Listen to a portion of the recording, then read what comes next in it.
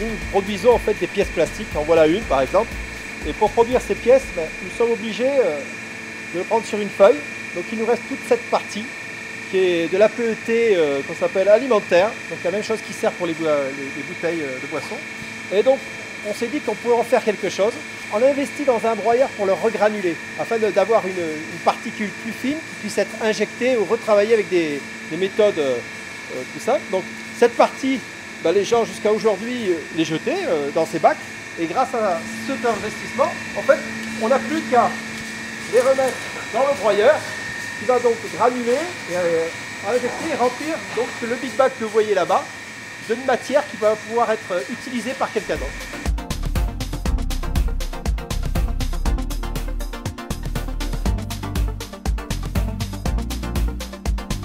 Nous les émettons dans des big bags, comme vous l'avez vu précédemment, avec un numéro qui permet de faire le suivi de l'alimentarité. Et ces big bags, en fait, vont être expédiés directement au site Greiner qui se trouve à 1 km au nord. Et donc, vraiment, vous voyez, la proximité des deux sociétés évite d'avoir un transport important, donc de faire du CO2 sur cette matière. Notre broyé, notre déchet, puisque c'est du rebut, devient la matière première pour faire un nouveau produit qui va être, lui, primaire, c'est-à-dire où on va mettre un produit alimentaire dedans.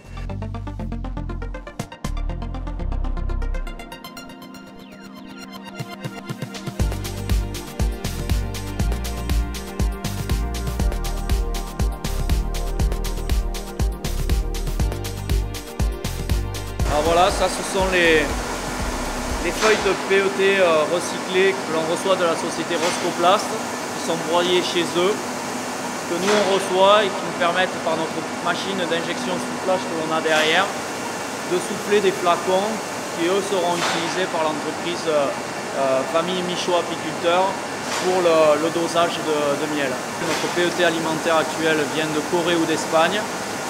L'avantage de cette matière là, c'est qu'elle est broyée à 1 km de chez nous, donc ça a un intérêt tout particulier pour l'environnement. L'enjeu pour la société Greiner devient très intéressant sur ce projet-là, pour des coûts énergétiques et pour la protection de la planète.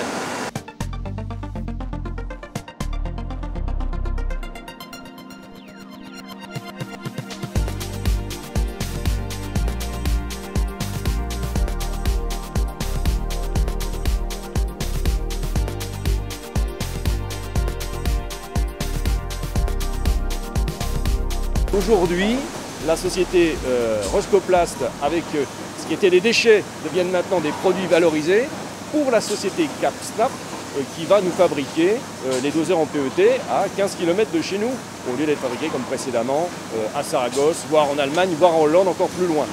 Donc cette démarche permet non seulement de valoriser les anciens déchets de Roscoplast, mais en plus permet de travailler avec des entreprises dans un rayon de moins de 20 km de chez nous.